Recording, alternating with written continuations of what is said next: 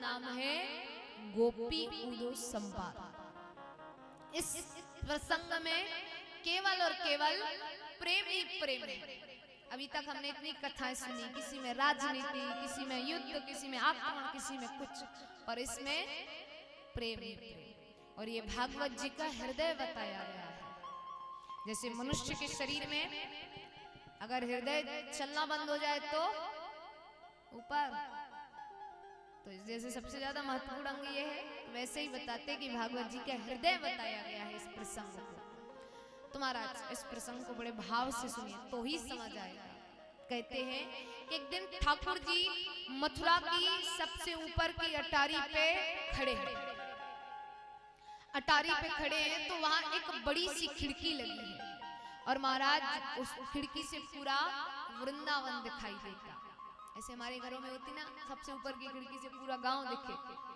तो आज ठाकुर जी को अपने घर की ऐसे याद आ रही, मानो आज कोई दिख जाए, आज कोई गोपी ग्वाल वाल गाय माता कोई भी हो पर दिख जाए, पर कोई दिखता नहीं।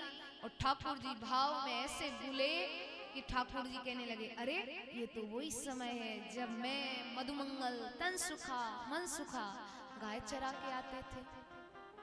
ठाकुर जी भूल गए कि वो खड़े कहाँ हैं। कहने लगे, अरे मधुमंगल जल्दी करो, देर करते हो, अभी तुम्हारी मैया डांटेगी, मेरी मैया भी डांटेगी।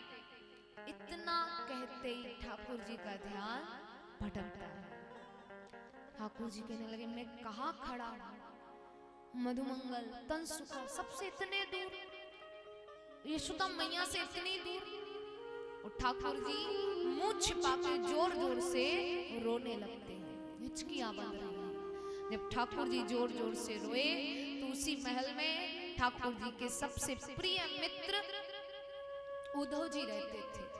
ठाकुर जी की रोती हुई आवाज को सुन के आए और कहने लगे, प्रभु आप रो रहे हैं, आप तो सुख दुख प्रेम प्यार सबसे परे हैं, आप क्यों रोते हैं, किसने क्या कह दिया।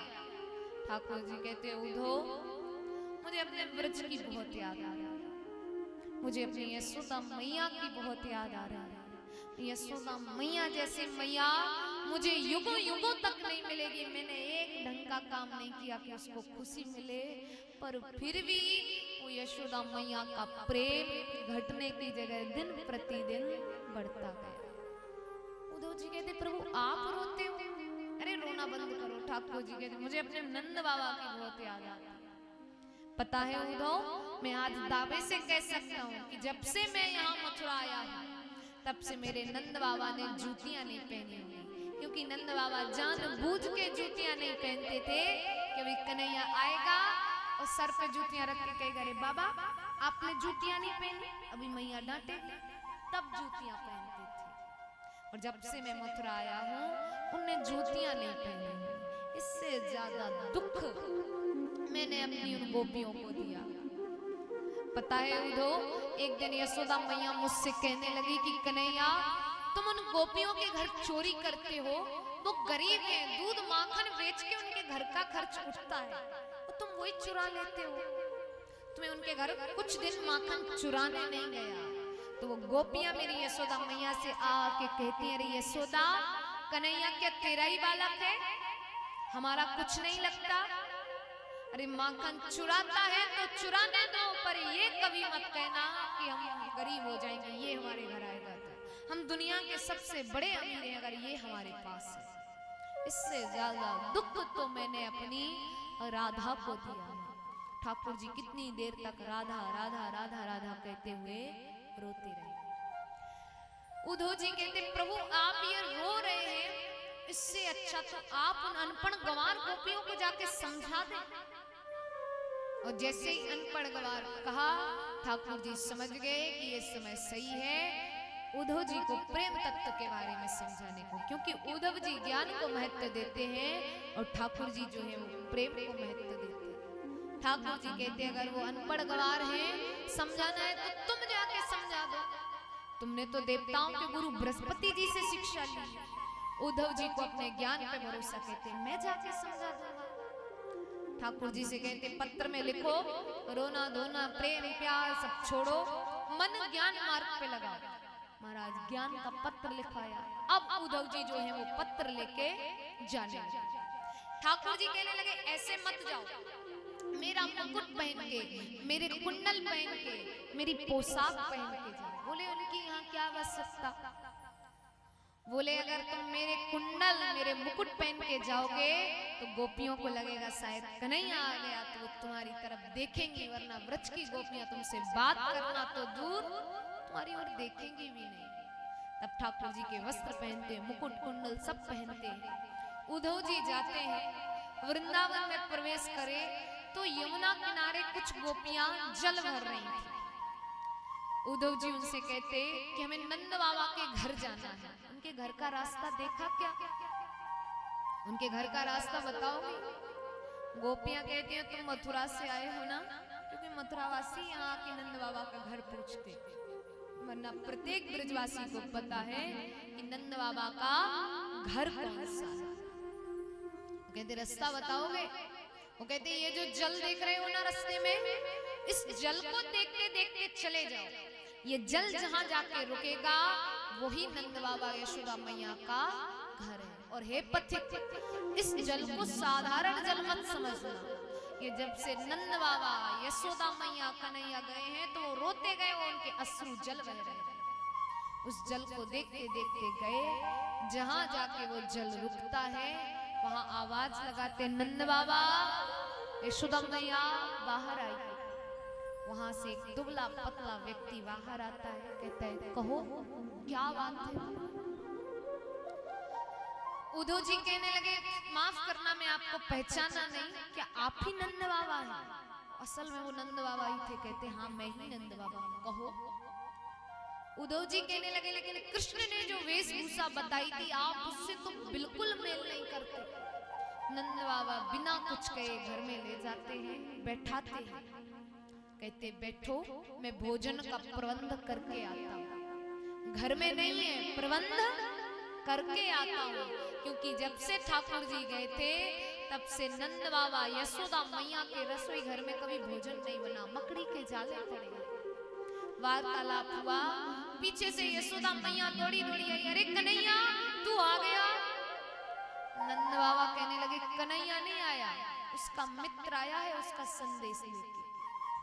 यशोदा मैया कहने लगी मैं उसके लिए कब से रो रही हूँ, वो नहीं आ सकता क्या? जब वो रोता था तो मैं घर के सारे काम छोड़ के उसके पीछे लग जाती थी, और आज उसकी मैया कब से रो रही है, क्या नहीं आ सकता वो? उद्धव जी कहने लगे कन्हैया को खुद गर्ज मत समझो, मैया वो भी आपको याद करता है। मैं आपको नहीं बताना चाह रहा था, पर जब मैं यहाँ आ रहा था तो देवकी मैया ने मुझसे कहा कि ये संदेश मेरा यशोदा को जरूर दे देना। तो यशोदा क्या कहती कि मेरा कन्हैया खाने पीने का बड़ा शौकीन है। तो एक दिन यशोदा मैया ने गोरस, एक दिन देवकी मैया ने गोरस से बनी हुई मिठाई ठाकुर जी की थाली में परोसी। तो जो ठाकुर जी प्रणाम करके भोजन करते थे वो थाली को छोड़ के चले गए। कहने लगे देवकी मैया से कह देना कि मेरे भोजन में गोरस से बनी हुई मिठाई ना रखे। मुझे यशोदा मैया की याद आ जाती है। इससे ज्यादा यशोदा मैया सुन नहीं पाई, मूर्छा को प्राप्त हो गई। नंद बाबा कहते ये इतनी देर ही मूर्छा से बाहर रहती, वरना पागलों की तरह ब्रज में जा जाके कहती है, गोपियों से कहती कि तुमने मेरे कन्हैया को बांध के रखा है ना, आज देते, मैं अपने पल्लू से बांध के रखूंगी, नहीं जाने देते पर देते, और मूर्छा को प्राप्त हो जाती। उद्धव जी कहते बाबा आप सौभाग्यशाली थे कि ठाकुर जी आपके घर में रहे, भगवान आपके साथ रहे। वो भगवान है, वो नारायण थे। नंद बाबा कहते रहे उद्धव क्या कहते हो, मेरा कन्हैया भगवान था, कैसे मान ले? भगवान के एक गुण नहीं थे उसमें।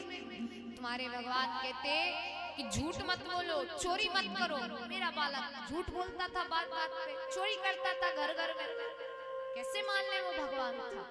और चलो मान लेते कि वो भगवान थे, पर अभी तक तो मैं ये सोच रहा था कि मैं कोई नया नहीं हूँ कि मेरे बच्चे ने मुझे छोड़ दिया। कईयों के बच्चे अपने माता पिता को छोड़ के चले जाते हैं, पर भगवान का सहारा तो है। पर तुमने आके क्या बता दिया, भगवान मुझे छोड़ के चले गए? मेरे घर का त्याग करके चले गए। उद्धव जी एकदम शांत कि कौन कहने को आया था, कौन कह रहा है। और नंद बाबा कहते मैं तो समझ रहा था कि देवताओं के गुरु बृहस्पति जी से शिक्षा लिए तो ज्ञानी होगी, तुम तो एकदम साधारण निकले। उद्धव जी ने फिर कुछ नहीं कहा। अब महाराज वो पत्र जो है गोपियों को देना है, गोपियों की ओर जा रहे हैं। वो गोपियां जब दूर से देखती हैं तो पहली गोपी दूसरी गोपी से कहती है कि अरे देखो तो सही है, तो वही व्यक्ति है जो हमसे नंद बाबा के घर की ओर जाने का रास्ता पूछ रहा था। तो कहती है ये हमारे पास क्यों आ रहा है। तब वो दूसरी गोपी कहती है कि अब हमारे कलेजे को लेने आ रहा है। वो कहती है यहाँ कलेजा मांस थोड़ी बिकता है, यहाँ तो दूध माखन बिकता है। तो कहने लगी कि वहाँ मथुरा में दैत्य कंस का उद्धार हुआ है, तो उसके श्राद्ध में मांस ही परोसा जाएगा कि हमारे कलेजे को लेने आया। पहली गोपी दूसरी गोपी से कहने लगी कि अगर तुम्हारा ये कलेजा मांगेगा तो तुम दे दोगी। बोली क्यों नहीं, अरे हम कन्हैया को नहीं देख सकते तो क्या हुआ, हम अपने कलेजे को भेज देंगे और वो हमारे कलेजे को देख के बता देगा कि किस गोपी का कलेजा है, दे दूंगी। ये है प्रेम कि भगवान के लिए कलेजा भी देने को तैयार। हम भगवान को समय देने में हिचकिचाते, अब चलो बहुत समय हो गया, अब चलते हैं, घर चलते हैं, बहुत सुन ली कथा। पर वो गोपियां उनका प्रेम देगी, वो भगवान को कलेजे तक देने के लिए दे देंगे। देखे तो सही हम कैसे उनके वियोग में तरस रहे। इतने में उद्धव जी निकट पहुंचते हैं। तब महाराज वो गोपियां कहती है मुकुट कुंडल कृष्ण के है ना। बोले तुम्हें कैसे पता। अरे बोले कैसे भूल जाए इनकी सुगंध, इनको ही सोच सोच के तो हम अभी तक जीवित रहे। उद्धव जी ने ज्ञान का संदेश देने की बात करी कि वो पत्र भेजा है हमने। सारी गोपियां उस पत्र पे टूट पड़ी, मेरे लिए लिखा होगा, मेरे लिए ऐसे करके खींचने लगी। और महाराज जैसे ही खींचती हैं पत्र खंडित हो जाता है। उद्धव जी कहते पत्र तो खंडित हो गया, अब उस पत्र में जो लिखा था वो सुनो कि रोना धोना प्रेम प्यार सब छोड़ो, मन ज्ञान मार्ग पे लगाओ। गोपियां कहती हैं मन कोई 10-20 होते हैं जो ज्ञान मार्ग पे लगाए। अरे एक मन था, कब का कृष्ण को दे दिया, अब और कोई मन नहीं है। तब उद्धव जी कहने लगे अगर मन ज्ञान मार्ग पे लगाओगी तो ब्रह्म की प्राप्ति होगी। गोपियां कहने लगी कौन से ब्रह्म, निराकार ब्रह्म। अरे जिसका कोई आकार नहीं उसको क्या प्राप्त करेंगे, जिसका आकार था वो तो हमसे दूर चला गया। अब महाराज उद्धव जी कहते कि मन ज्ञान मार्ग पे लगाओगे तो स्वर्ग की प्राप्ति होगी। गोपियां कहते हैं ठोकर मारते हैं इस स्वर्ग को जो कृष्ण के पास ले जाने से दूर करता है, और जन्मों जन्मों तक उस नर्क लोक में पड़े रहेंगे जो नर्क लोक में कृष्ण के पास ले जाता है। गोपियां समझा रही हैं, कैसे समझाती है भजन के माध्यम से श्रवण करेंगे। गोपियां उद्धव जी से कहती हैं ये तो प्रेम की बात है उद्धव, ये तो प्रेम की बात है उद्धव, बंदगी तेरे बस की नहीं है। प्रेम की बात है उद्धव, बंदगी तेरे बस की नहीं है। यहाँ सरदी के होते हैं सौदे, यहाँ सरदी के होते हैं सौदे,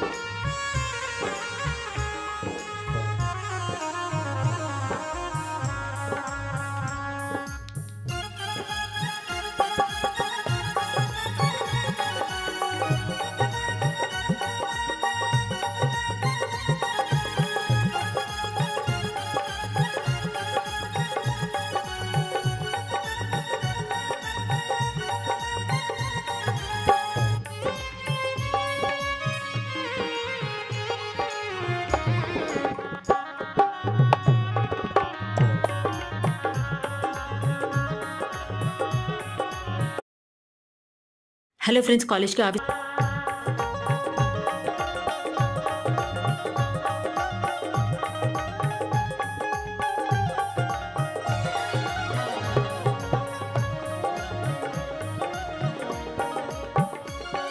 और महाराज गोपियां कहती है कि हम ऐसे प्रेम में डूबे हैं, ऐसी मस्ती में डूबे हैं, इससे बाहर निकलना अब संभव नहीं है। क्योंकि जो असल में भगवान की मस्ती में डूबे उनको संसार की परवाह नहीं होती, घर के काम की चिंता नहीं होती। अब बहुत कर ली पूजा, अब छोड़ देते, काम पड़े वो कर लेते। गोपियां